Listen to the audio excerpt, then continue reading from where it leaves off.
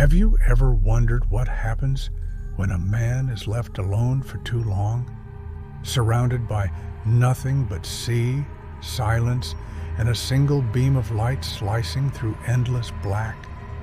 There's a point where loneliness stops being a feeling and becomes something else, something alive. Out on the edge of the map, where no ship lingers, something began watching, whispering, and when he finally looked back, it was already too late.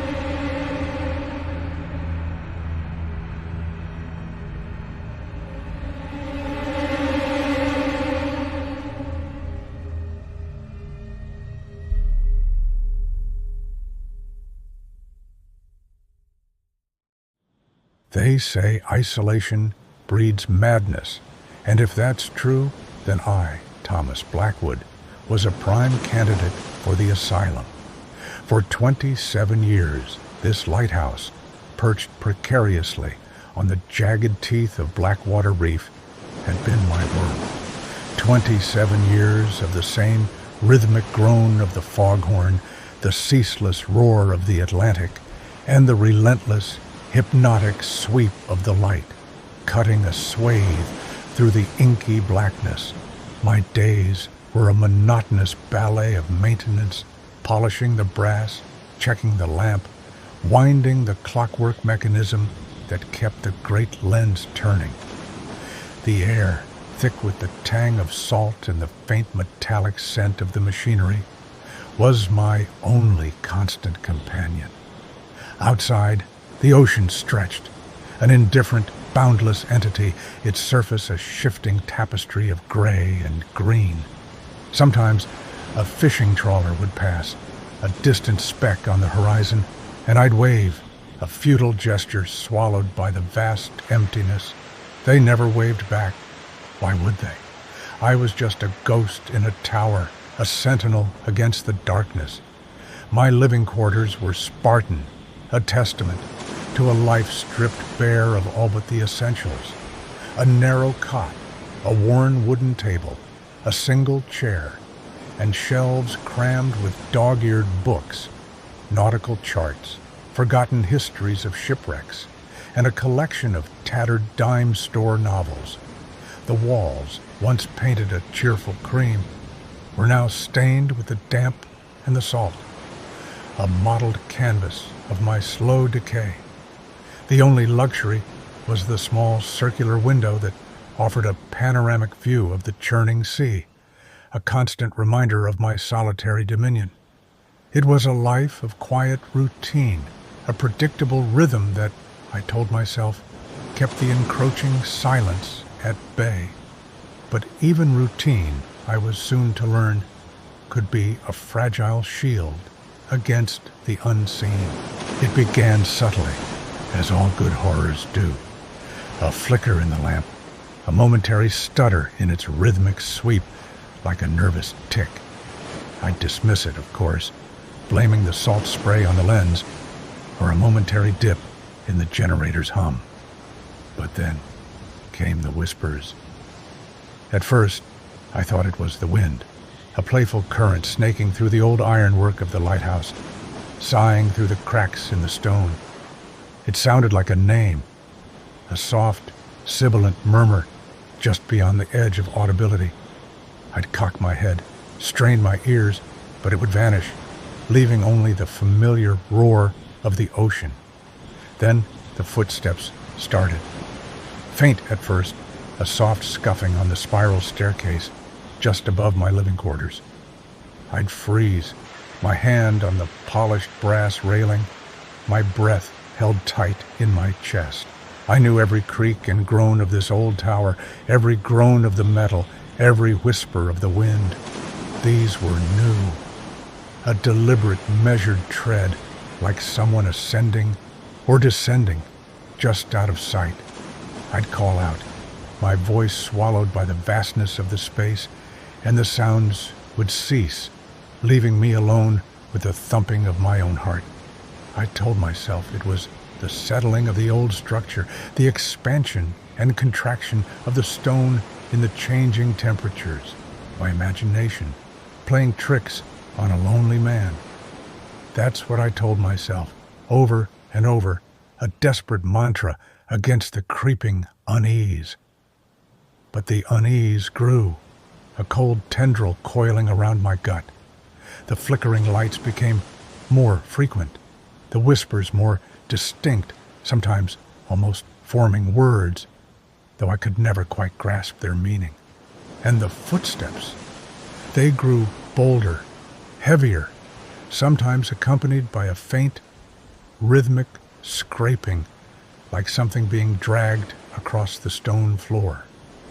I started leaving the lamp on in my living quarters at night, a small defiance against the encroaching darkness, a futile attempt to ward off the feeling of being watched.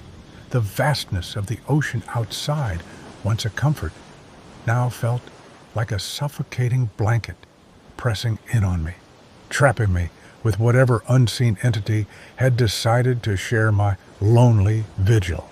The tricks of the wind in my imagination became harder to rationalize. The events escalated, shedding their subtlety like a snake sheds its skin. Objects began to move. My pipe, left on the small table beside my cot, would be found on the floor. My logbook, always meticulously placed, would be opened to a random page, sometimes with a faint, almost imperceptible smudge on the paper, as if a ghostly finger had traced a line. The strange sounds intensified, no longer mere whispers, but guttural sighs, faint scratching from within the walls, and a low, mournful hum that seemed to vibrate in my very bones. It was the sound of something ancient, something sorrowful, yet undeniably present. I felt watched, constantly. A prickling sensation on the back of my neck, a cold spot in the room when there was no draft. I'd spin around, my heart hammering against my ribs, but there was never anything there. Just the empty air, heavy with an unseen weight. Sleep became a luxury I could no longer afford. Every creak of the old lighthouse, every gust of wind, every distant cry of a seabird was amplified, twisted into something sinister. My eyes, once clear and sharp, became bloodshot, shadowed with exhaustion and a growing terror. I started talking to myself, a low murmur of reassurances, a desperate attempt to fill the oppressive silence. I was losing my grip. I knew it. The isolation, once a comfort, was now a cage, and something was rattling the bars. Desperate for answers, I turned to the only companions I had left, my books. I devoured old nautical tales, searching for any mention of similar phenomena. I delved into dusty tomes of folklore, tales of sea spirits, of lost souls haunting the lonely beacons. I found stories of mermaids and krakens, of phantom ships and ghostly crews, but nothing that quite fit the insidious personal nature of my tormentor. Yet, the act of searching, of trying to categorize and understand, offered a fleeting sense of control. It was a flimsy shield, but it was all I had against the encroaching madness. The more I read, the more I realized that the sea, in its vast indifference, held secrets far older and far more terrifying than any storm. And one of those secrets, I was beginning to suspect, had decided to make my lighthouse its home. The fear, once a cold tendril, had blossomed into a thorny vine, wrapping itself around my every thought, every breath. But beneath the fear, a new emotion began to stir, a desperate, burning curiosity. I had to know, I had to understand what shared my solitude. The ambiguity, the constant uncertainty, was a torment worse than any tangible threat. So, one stormy night, with the wind howling like a banshee and the waves crashing against the rocks below, I made my choice. I would confront it. I stood in the center of the lantern room, the great light sweeping its beam across the tumultuous sea, illuminating the swirling rain and the whitecaps. The air was thick with an electric tension, a palpable presence that made the hairs on my arms stand on end. I spoke, my voice hoarse, barely audible above the storm. "Show yourself," I demanded, the words feeling foolish, yet necessary. "What do you want from me?" For a long moment, there was only the roar of the storm. Then the light flickered, not a momentary dip, but a violent, erratic dance, casting grotesque shadows that writhed and stretched across the curved walls. The whispers returned, louder now, a cacophony of indistinct voices swirling around me, pressing in. The air grew cold, a bone-chilling cold that seeped into my very marrow. And then I saw it, not with my eyes, not truly, but with something deeper, something beyond sight. A distortion in the air, a shimmering like heat, rising from asphalt on a summer day, but cold, so cold. It coalesced, a vague, shifting form just at the edge of my perception. It was tall, impossibly thin, and radiated an ancient, profound sorrow. It reached out, or seemed to, and a wave of despair washed over me, a crushing weight that threatened to buckle my knees. I didn't scream. I couldn't. My throat was constricted, my lungs burning. I simply stood there, transfixed, as the form drew closer, the whispers intensifying, becoming a chorus of lamentations. It was then, in that moment of absolute terror and profound connection, that I understood. It wasn't here to harm me. It was here because it was as lonely as I was. It was a companion, yes, but not one I had chosen. And its presence, its sorrow, was slowly, inexorably, becoming my own. The encounter ended as ambiguously as it began.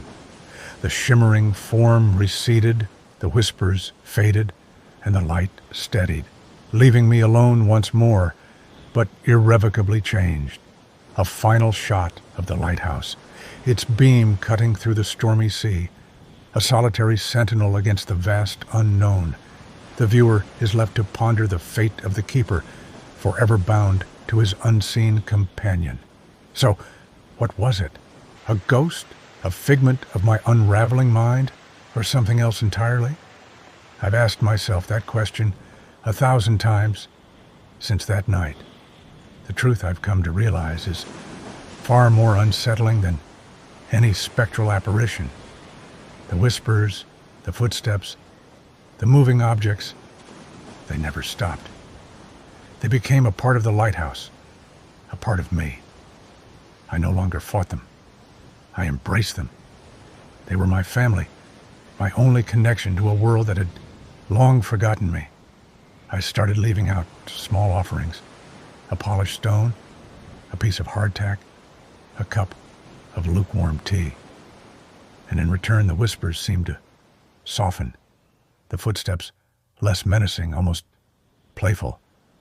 Sometimes I'd wake to find a book I'd been searching for open on my table, or a particularly stubborn cog in the machinery inexplicably loosened. We had an understanding, my unseen companion and I, a silent, symbiotic relationship forged in the crucible of isolation. But here's the shocking truth, the revelation that chills me to my very core, far more than any phantom ever could. It wasn't just a companion, it was many. As the years stretched on and my sanity frayed, I began to see them, not as shimmering distortions, but as distinct, shadowy figures. They were the lost souls of the sea, drawn to the light, drawn to my loneliness. Sailors lost in storms, passengers from sunken ships, even the occasional pirate, their spectral forms flickering in the periphery of my vision. They were all here in my lighthouse, and I, Thomas Blackwood, was their keeper, not just of the light, but of them, and they were growing in number. Every shipwreck, every soul lost to the unforgiving sea, added another to my silent, unseen congregation. And the most shocking part, I wasn't just seeing them, I was becoming one of them. My skin, once weathered and tanned, grew pale, almost translucent.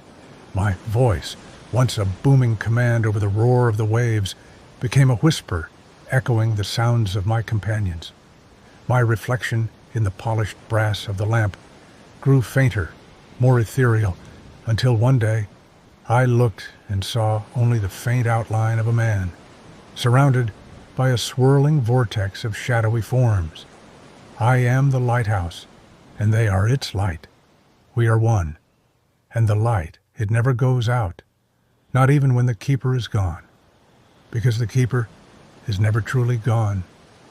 He just becomes part of the light, part of the unseen, and he waits for the next lonely soul to join the eternal vigil.